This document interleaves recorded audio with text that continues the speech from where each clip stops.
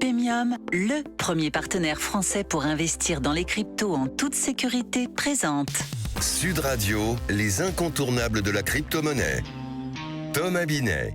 Bienvenue dans ce nouvel épisode d'Oser Investir, les incontournables de la crypto-monnaie. Je reçois aujourd'hui Pierre Noisat, président fondateur de Pemium. Bonsoir Pierre. Bonsoir Thomas.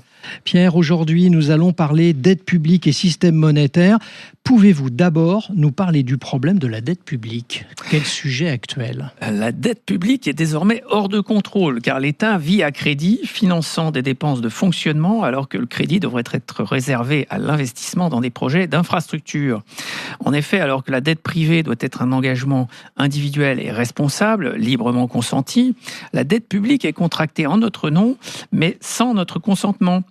Plutôt que de faire payer immédiatement les électeurs par une augmentation des impôts, l'État reporte le fardeau financier sur les générations futures. Elle n'est donc légitime que si elle finance des infrastructures dont l'utilité se projette sur plusieurs générations. Mais alors, du coup, quel lien faites-vous entre la dette publique dont vous venez de nous parler et la crypto-monnaie ? Les monnaies traditionnelles comme l'euro ou le dollar sont émises contre des promesses de travail, des dettes, alors que les bitcoins sont émises contre des preuves de travail. Comme une banque, lorsqu'elle accorde un crédit, crée des euros par un simple jeu d'écriture, l'euro n'incite pas l'État à la sobriété monétaire. Mais alors pourquoi la dette publique augmente-t-elle année après année ?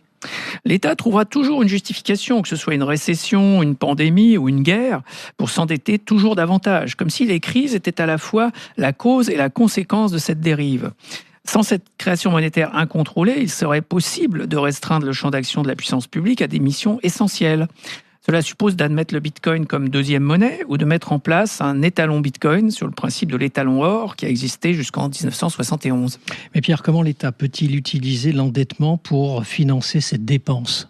Alors, quand l'impôt ne lui suffit plus, l'État émet des titres de dette sur les marchés financiers.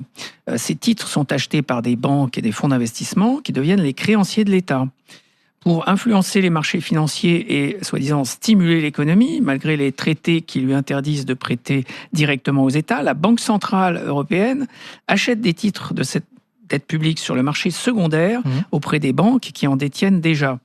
Ce contournement de la règle par la BCE s'inscrit dans une logique de propagande pour convaincre les créanciers de continuer à prêter à l'État, alors même que la dette publique est impossible à rembourser. La BCE, pour Banque Centrale Européenne, vous l'avez bien saisi. Mais alors, cela en a quelles conséquences aujourd'hui ? Eh bien, l'achat de ces titres par la BCE crée de la monnaie supplémentaire. Pour acheter des titres de dette auprès des banques commerciales, la BCE crédite leurs comptes et augmente ainsi leurs réserves. Ces liquidités supplémentaires permettent aux banques d'accorder de nouveaux crédits, créant à leur tour de la monnaie. Elles n'ont qu'à inscrire à leur bilan simultanément une dette et un dépôt. Cet argent disponible immédiatement augmente la quantité de monnaie en circulation. Cette création monétaire provoque une inflation des prix et finance des projets de moins en moins utiles, menant à des crises économiques. Mais alors, Pierre, quel est selon vous quand même le principal problème posé par la dette publique ? Alors, outre la hausse des prix et l'instabilité économique, la dette publique a pour effet d'évincer l'investissement productif en absorbant une part significative de l'épargne disponible sur les marchés. Les capitaux qui auraient pu être utilisés efficacement par le secteur privé sont utilisés par l'État. Bon, la question qui vaille maintenant, c'est de se demander comment s'en sortir. La dette n'est pas censée être remboursée. Il faut juste maintenir l'illusion qu'elle peut l'être pour pouvoir continuer à emprunter. Un État peut d'ailleurs la répudier, comme par exemple l'Équateur l'a fait en 2008. La dette n'est pas un accident, mais une fonction de l'État, dès lors qu'il bénéficie du monopole de la monnaie. C'est donc ce monopole qu'il faut repenser pour recentrer le rôle de l'État sur des domaines essentiels. Merci Pierre pour votre analyse. On vous donne rendez-vous mercredi prochain pour un autre numéro d'Oser Investir, les incontournables de la crypto-monnaie. Et pour ce qui me concerne, je vous donne rendez-vous dimanche matin dès 9h27 sur Sud Radio. Sud Radio, les incontournables de la crypto-monnaie. Thomas Binet. avec Pemium, le premier partenaire français pour investir dans les cryptos en toute sécurité.